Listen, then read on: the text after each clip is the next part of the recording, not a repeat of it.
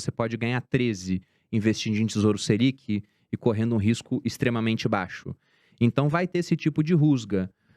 Mas eu acho que não vão ter como fazer muita coisa contra o Roberto Campos Neto. E do Haddad eu não sei o que a gente vai esperar, mas eu acho que a gente poderia estar até pior, pensando em outros nomes que foram ventilados aí, né? Então tem que ver o que vai desenvolver, porque eu não sei como é que vai ser realmente. Tem pouquíssima pista. O trabalho que o Haddad teve foi como prefeito aqui em São Paulo. Sim. Saiu mal avaliado, Pois né? é, ele acabou sendo um cara que não teve tanta popularidade, mas vamos ver agora, né? Legal. É, Vamos pro chat, Carol? Vamos. Faz as perguntas da galera e depois eu vou entrar no assunto que é Petrobras e estatais, que a galera pergunta muito o que fazer. Mas manda a turma aí falar aqui que eles têm dúvida. Gente, olha lá, o Marcelo de Juiz de Fora. Nós estamos aqui com 800 pessoas online agora, só que vocês estão esquecendo de apertar o botãozinho de curtir, galera. Olha lá, 260 curtidas para mais de 800 pessoas. Aperta o botãozinho de curtir, ajuda a gente aqui, porque é muito importante que vocês ajudem e contribuam com o canal.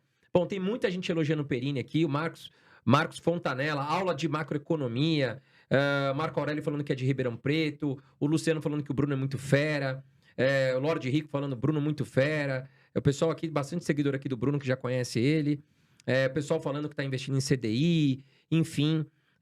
Legal, gente. Vamos lá. A gente vai pegar as melhores perguntas de vocês aqui. Eu vou selecionando algumas perguntas pra gente fazer pro Bruno aqui no final. Então, deixem as perguntas de vocês aqui. Vão fazendo perguntas que a gente vai selecionar algumas e vamos responder E vocês. se bater quantos likes? A gente vai falar 3 em fundos imobiliários. A hora que bater 1000 likes, eu já vou trazer a primeira pergunta aqui do chat. Vamos selecionar 2 perguntas do chat com 1000 likes. Então, pessoal, apertem o botãozinho de curtir que ajuda muita Senta o gente. dedo aí, criaturinha. Por favor, apertem o botão de curtir. E detalhe, se você não está inscrito no canal Irmãos Dias, já vai lá em cima, já se inscreve e ativa as notificações para os próximos episódios. Vamos lá, Carol.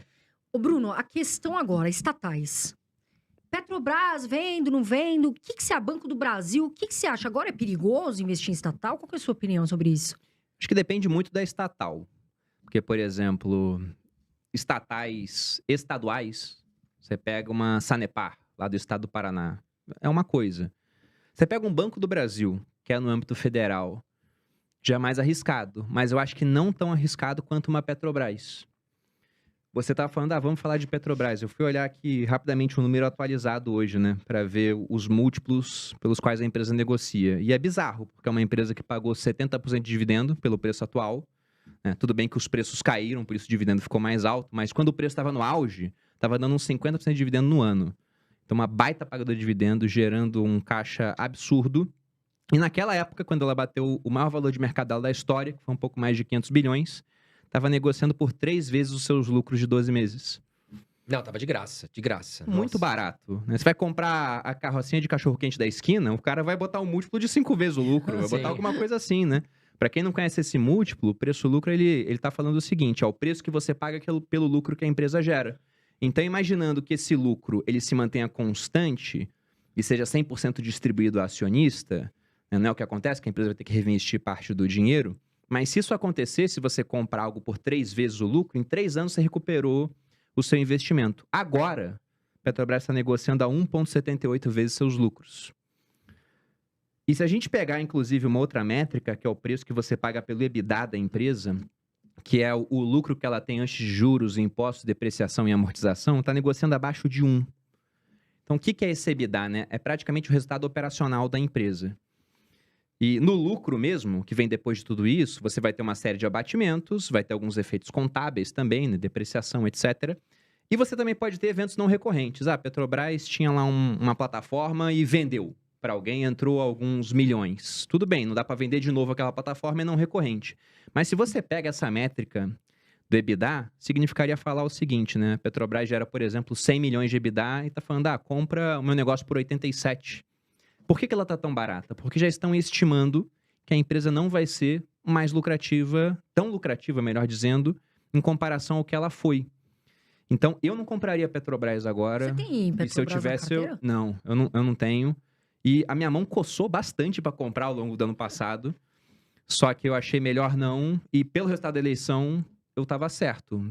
Pro meu portfólio pessoal. Porque já caiu bastante e eu acho que vai cair mais. E não tô nem falando aqui, porque teve corrupção no ano passado, excluindo essa questão de corrupção, imaginando que não vai ter corrupção nenhuma na empresa. Se realmente fizerem com a Petrobras o que estão falando que querem fazer, né, a gestão do PT, a pedra fundamental desses ótimos resultados seria afetada. Porque esses resultados vieram de um barril de petróleo em patamares muito altos. E esse barril de petróleo em patamares muito altos gerou muito resultado para a empresa porque ela acompanhou o preço do petróleo no mercado internacional. Se de repente eles falam, não, agora o preço do petróleo vai ser definido pelo mercado nacional, por uma cúpula do governo, vamos alterar essa premissa. Não tem mais essa paridade de preços com o barril de petróleo internacional. Acabou essa lucratividade da empresa sem precedentes que a gente viu. E isso, muito possivelmente, vai ser feito.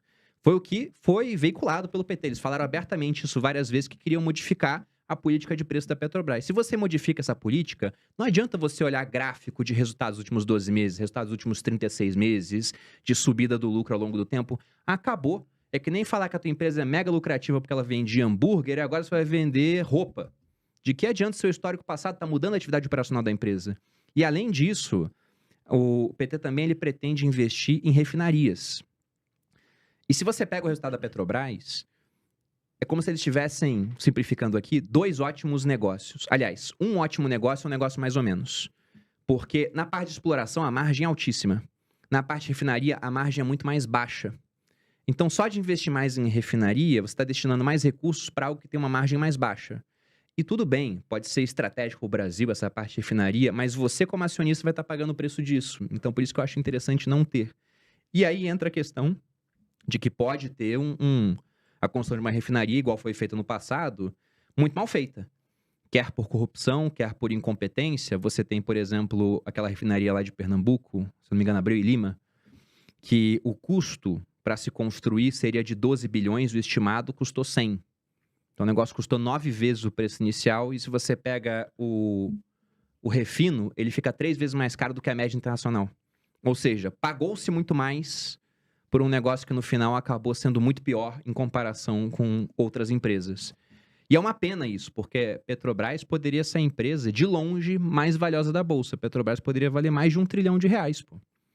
E eu digo isso pelo seguinte: se você pega o lucro que ela dava, quando ela era variada 3 vezes o lucro, que levou ela a valer 500 bilhões, se você pega múltiplo de outras empresas petrolíferas no mundo, a média, você pode olhar através de um ETF no mercado americano, era de 10 vezes o lucro. Se você botasse Petrobras avaliada por 8 vezes o lucro, ainda dá um decréscimo aí, tira porque é estatal, tira 20% desse múltiplo. Ela já valeria mais de R$1 trilhão. Só que agora a empresa está caminhando para valores cada vez mais baixos por conta, né, nem do que foi feito, né? É do medo do que vão fazer, porque o mercado sempre adianta as coisas.